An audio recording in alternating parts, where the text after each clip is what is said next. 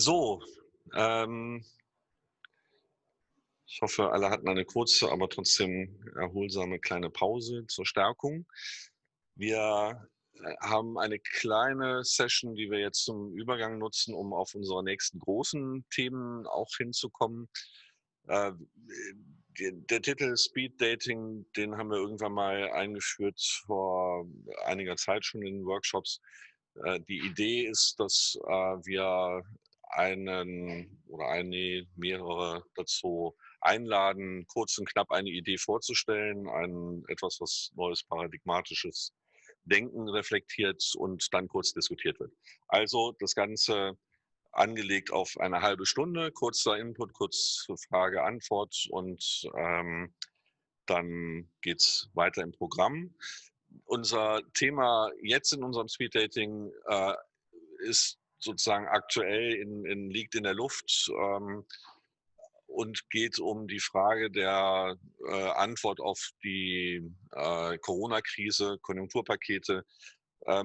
Es gibt immer wieder diese Momente, Finanzkrisen und andere, jetzt die Corona-Krise, wo sehr schnell in akuten Situationen staatliche Interventionen gefragt sind, die heutzutage auch akzeptierter sind, als in Deutschland das vor einiger Zeit noch der Fall war. Und immer wieder, zumindest in den letzten, sagen wir mal, 10, 15 Jahren, kommt dann die Frage auf, wie kann man denn diese Konjunkturpolitik dann auch besser machen, sodass sie auch längerfristige strukturelle Dinge mit befördert und nicht einfach nur schnelles Geld rausgibt, die das möglicherweise dann auch noch kontraproduktiv ist, was längerfristige Ziele angeht, zum Beispiel und vor allen Dingen, was heutzutage natürlich im Mittelpunkt steht in Sachen Klimaverträglichkeit.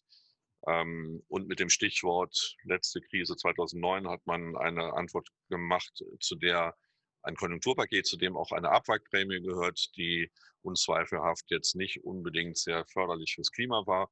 Die Frage ist diesmal schon ganz anders angegangen worden. Trotzdem war dann im Frühjahr nicht so sonderlich viel Zeit, die Antwort darauf zu geben. Das Konjunkturpaket musste auch sehr schnell gemacht werden. Wir haben uns überlegt in einem Projekt zusammen mit dem IMK, mit dem Institut für Makroökonomie und Konjunkturforschung in Düsseldorf, dass wir zusammen einfach mal ein Tool anlegen, wie man in solchen Situationen besser gewährleistet, dass in Maßnahmen, die in so einem Konjunkturpaket drin sind, eben nicht nur konjunkturpolitisch wirken, aber das eben auch gezielter und gleichzeitig Klimawirkungen erzielen. Wir haben das ein bisschen erweitert, haben auch nicht nur Klima eingenommen, sondern eben sozusagen Sustainability in einem weiteren Sinne, auch soziale Sustainability. Es gibt ja auch Konjunkturmaßnahmen, die in dem Sinne nicht unbedingt förderlich sind. Und mit dem Grundgedanken, wenn man schon so viel Geld in die Hand nimmt, um konjunkturell zu wirken, kann man das dann nicht optimieren und dieses Geld dann gleichzeitig auch dazu nutzen, längerfristige Ziele zu erreichen. Wir haben dazu eine Matrix entwickelt als ein ganz einfaches Starttool, um zu checken, um jede Maßnahme, die wir im Auge haben oder die in der Diskussion ist, zu checken nach ihrer Konjunkturwirkung oder und nach einer Nachhaltigkeitswirkung. Und das sollen wir heute kurz und knapp vorstellen. Sebastian ist online und ich übergebe jetzt Sebastian Dullien, Direktor des IMK, um diese Matrix oder unser Herangehen vorzustellen. Und danach haben wir einen Kommentar von Gerhard Schick, kurz und knapp. Sebastian, bitte. Well, danke Thomas. Ich habe die Präsentation jetzt auf Englisch vorbereitet. I'm sorry, I switched to German. Okay, okay. So thanks, Thomas, for the invitation, and thanks that I can be here. Let me see whether I managed to start my PowerPoint. Yeah, I think you should see my slides now. So I'll speak in English. I prepared the slides in English, so I hope that's okay. As Thomas said, what I'm presenting now is joint work in progress. I would like to present you what my colleague SILKE TOBER and me and the New Economy team did on how to think about stimulus packages, because over the past 10 years, the thinking really has evolved. So there is a new thinking here as well. And we would like to show how you can evaluate stimulus packages against that background, in how far the German package has taken the new thinking already on board and what we can learn for potentially new programs. And so that's basically, I'll first contrast traditional and new thinking about stimulus packages, then discuss how to instrumentalize that, and then have the view on the German stimulus of 2020 and beyond that. So many of you might have heard about the 3 T's. That's basically how the thinking was in 2008, 2009, how a stimulus package should be. And the 3 T's which were discussed then were targeted, timely, temporary. And that meant targeted, that the support should reach the sectors which need stimulus and not much more, but directly the money should go where, well, the slump is deepest and where you can get the most employment effects from the money spent. Also, well, and this means basically you look at sectors and regions and you design stimulus packages that they are helped. And you also look at employment effects, because usually where you have higher employment effects, you have higher multiplier effects, and so you get more bang for the buck, as the Americans would say. You get most economic impact for the money you spend. The second T was timely. So in order to stimulate the economy in a downturn, you need to act fast, because usually a recession doesn't last forever. And if you don't act fast, a recession might turn to a structural slump because firms go bankrupt and structures are lost. And what is important here is that many of the measures you can think about, especially infrastructure investments, they have a planning lag, they have an implementation lag, so sometimes they are, that takes too long. So important here is the moment of macroeconomic impact, which should be as early as possible. And then there was the argument they should be temporary. And the idea here was, well, if you do permanent things, they become quickly very expensive. So if you cut taxes on a permanent basis, you have a hole in your budget for the decades to come. If you do that only for a temporary time, this is not as bad. And this was basically done with a view at sustainability of public finances. So the black things were basically what we thought in 2008, 2009 about these issues. So since then, thinking has evolved. And one thing is that now more people look at, well, if we already spend so much money, that should do something permanently good for the economy. Of course, it should still stabilize. That's the primary motive for a stimulus package. But beyond that, you should help the economy transform to well, an economy which serves better for the people. And there are 3 dimensions here. Ecological, so you should help the transition, to reduce the emission of carbon dioxides. Distributional, you should at least not make the income and wealth distribution worse, but better you even help it. And finally, resilience, you should try to make the economy more resilient, because we have seen now in the COVID crisis that, well, our economy is not terribly resilient in many dimensions when something like the pandemic hits. And then there is another small but subtle change, and that is we put here tenable next to temporary. Because what also has changed a little bit, the thinking of long-term public investment programs. We have now seen underinvestment in infrastructure in many countries. And if you can leverage the stimulus package in something which increases investment, you might have a fiscal return. So it makes public finances more sustainable, even though it's not temporary. So the temporary thing is has changed a little bit more. Okay, and how can we instrumentalize this? Well, our goal was to evaluate the different measures along the 4 T's. And if you go into it, you see the 4 T's by themselves, they can be further broken down. So targeted could mean, well, it works already, or timely could mean it already works 2020, but it could also mean 2021, because potentially that's also timely for the COVID crisis. So what we did is we chose a dashboard approach. We evaluate the individual measures, which you see on the right-hand side. There's a whole list of the package, the German stimulus package. You don't have to be able to read the details. I explain a little bit later, but here it's about the visual impact. And we evaluate them along the different dimensions. We don't produce an aggregate score, because then you would have to make value judgments. I mean, how much carbon dioxide emission is worth how much stimulus, and we didn't want to do that. But we used color coding to provide a quick visual overview. We used 4 colors, dark green, light green for, positive but not too large impact, dark green for positive and large impact, and then we used light red and dark red, and to see a slightly negative or large negative impact. And then you get an idea of how this package has worked. So if we now evaluate the stimulus package of 2020, interestingly, I mean, pleasantly, what you see here is you see very little red areas. You see a lot of green on the traditional 3 Ts. You see a little bit of red further on the right for the structural change. But overall, there's a lot of green, and that means it's a sensible program. However, some measures have a problem. There seems to be a trade-off between the short-term impact, that it's timely and that you have a sufficient volume to impact on the economy, and the transformative dimension. That's where you have a lot of green on the left-hand side, but you have, well, no green or even light red, dark red on the right-hand side. And one example for this would be the VAT cut, the temporary VAT cut, which we had here in Germany for the second half of this year.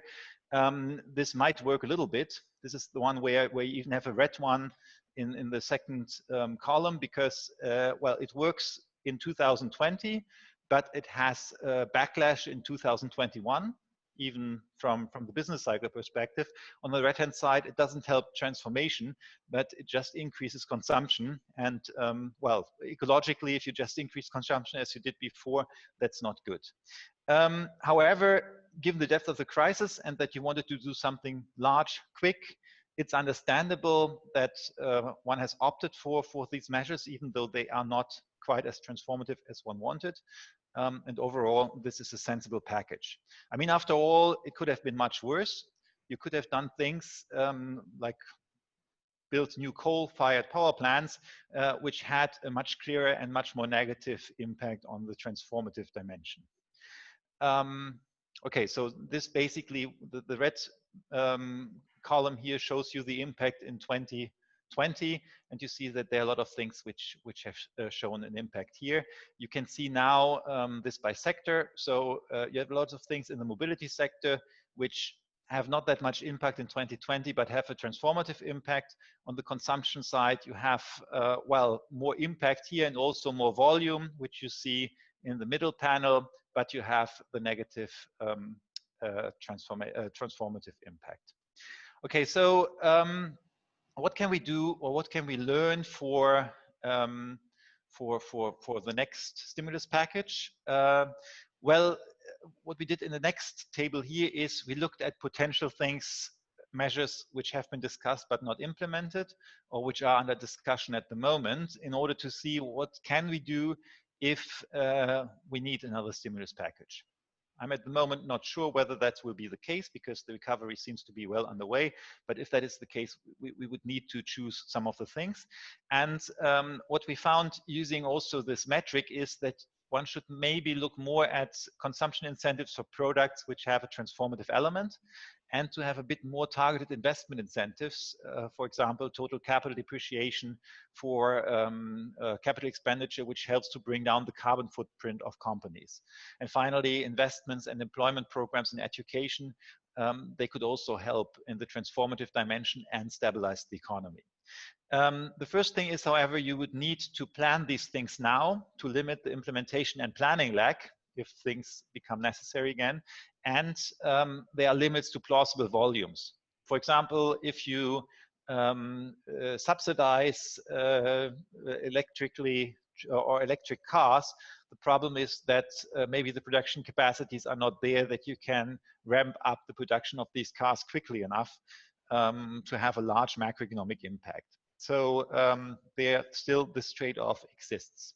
So yeah, this is here basically where you see in the middle, in the red box, that of the new measures, there are not too many where you would say they are well targeted at the moment. and still bring the volume on the table, which would be necessary to stabilize. But some of the measures are there, and they should be basically planned for now, so they can be taken out of the drawer once it becomes necessary. So my conclusions, the new thinking on stimulus packages has moved beyond the 3 T's and now includes the 4 T, the transformative. Overall, the German stimulus package meets the 4 T's reasonably well, and for further packages, a stronger focus on the transformative element would be desirable. However, it's not trivial to come up with large volume measures which are evaluated positively across all 4 T's. Thank you very much for your attention.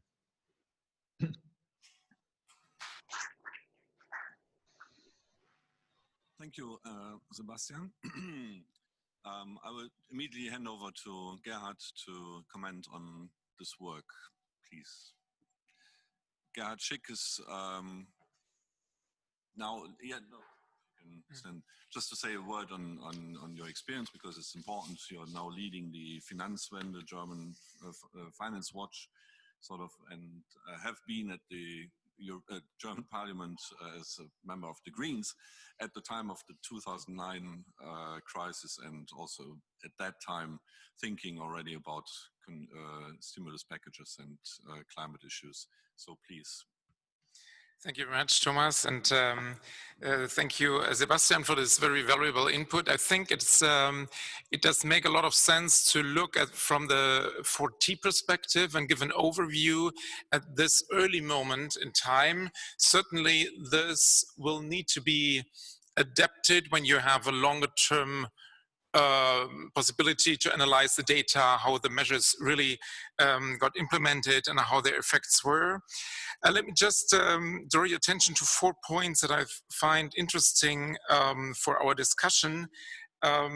First of all, yes, a very important contribution looking at the transformative side and the economic side, not to play one against the other, but try to bring all this in one perspective.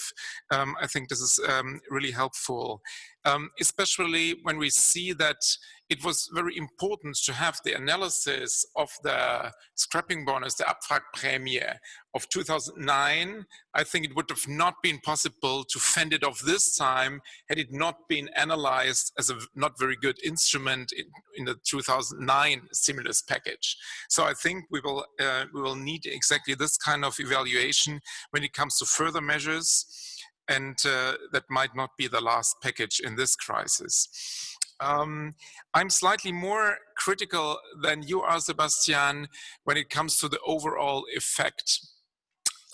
When we look at the VAT reduction, I mean, it was not in a discussion before to reduce VAT. It came kind of out of the box in the short moment of time when this was negotiated. And the effect is not very convincing, and it has an enormous quantitative importance in the overall package. And when you look at the car industry, it is easy to see that the package overall did not really give a perspective what to do with this industry in this crisis. We're not at the end of the discussion of what to do with the car industry, but what gets clear at those 2 points is that a government that has no clear transformative strategy before the crisis will not be able to bring about in 2 weeks' time a stimulus package which has a clear transformative impact. It's impossible. So I think this is important to prepare for a next moment of crisis. What is our transformative strategy? And then you can try to use a stimulus package to support that strategy, but inventing it in the moment of crisis is certainly too late. And then come those out-of-the-box measures that have an enormous economic importance without a big effect either in the transformative or in the economic part. My second point is, as Sebastian said, recession doesn't last forever. Well, there is interesting research done on how pandemic recessions behave differently than normal recessions or financial market recessions, like we had it in 2008 and 2009.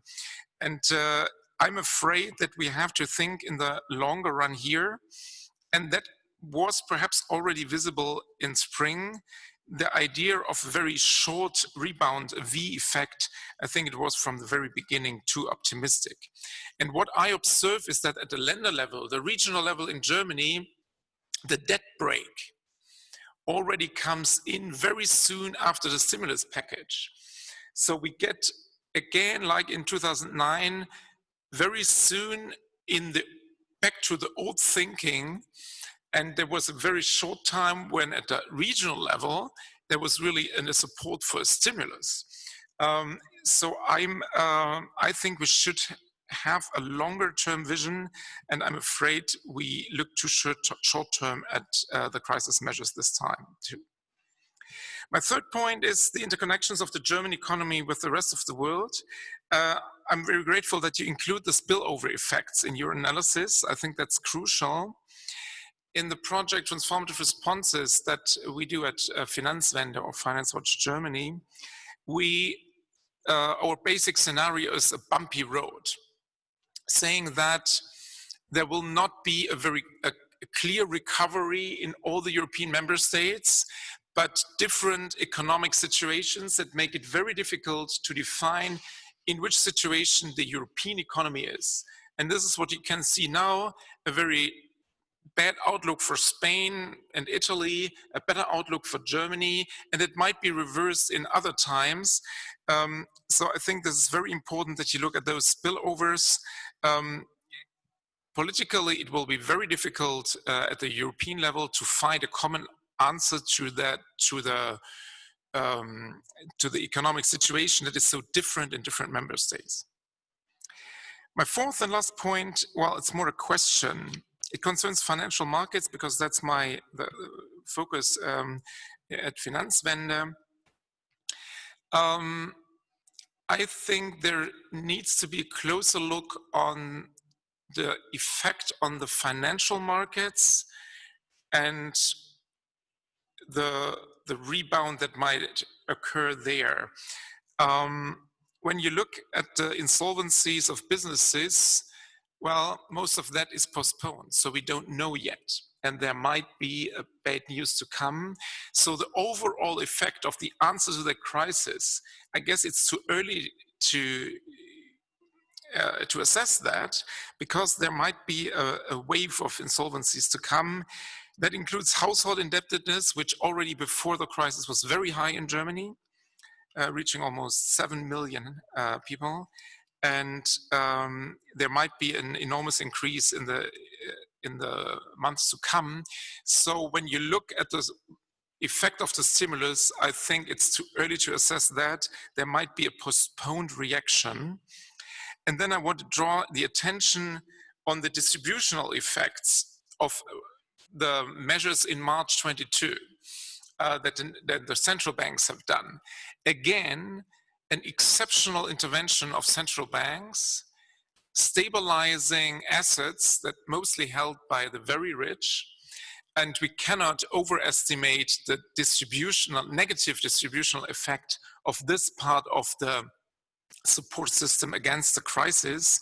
And that shows that even if the stimulus package itself has some distributional effects that are okay, the overall answer to the crisis might have a clear negative distributional effects.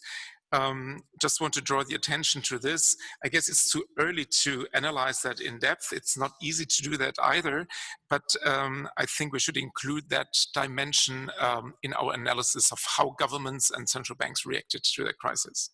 Thank you again, Sebastian and SILKE, for your input, and good luck for the further collaborative work on this important question. Thank you. Thank you.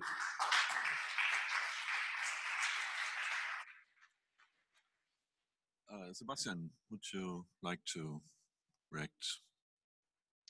Yeah, I mean, I agree with a lot what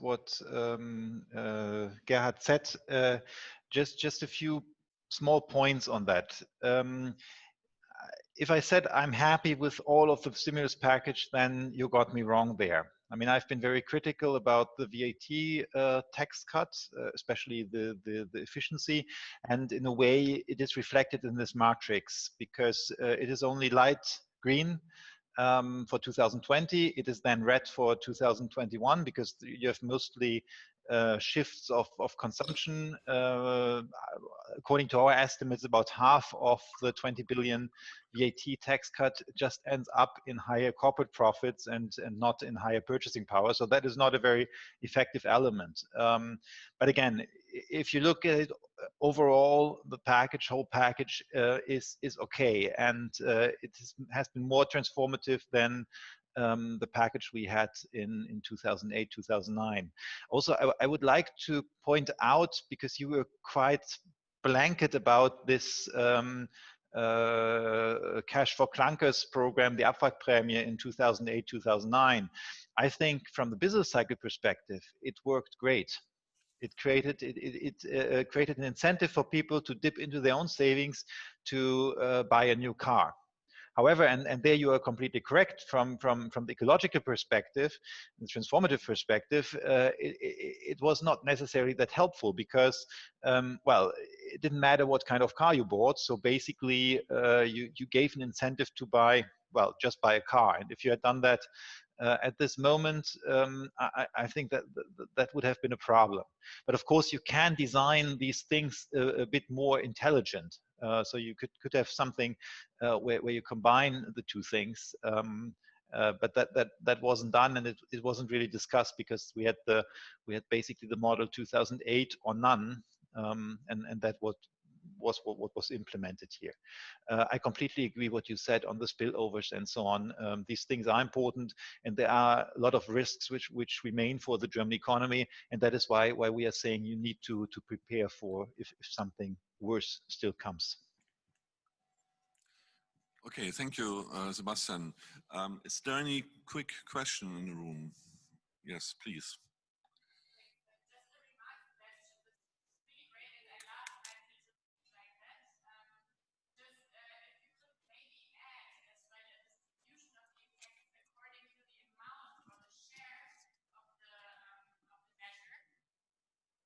Can you hear me?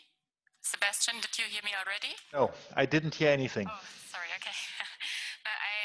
I'm sometimes also a methodological geek, so I really love those matrices, and it's great. Just given the different weighting with regards to the amount of money that was invested in the different measures, it might also be nice to display it in a way where it's not everything a line, but you see the share. So then the VAT, for example, that has been, I think, around 40% or something, with the small red aspects would be much larger. I think still I agree this package has been better than the one in 2009, but then also visually and with regards to the amount of €1 spent and the effect, you would have a different picture, and maybe that would be a good add-on to that study. Thank you.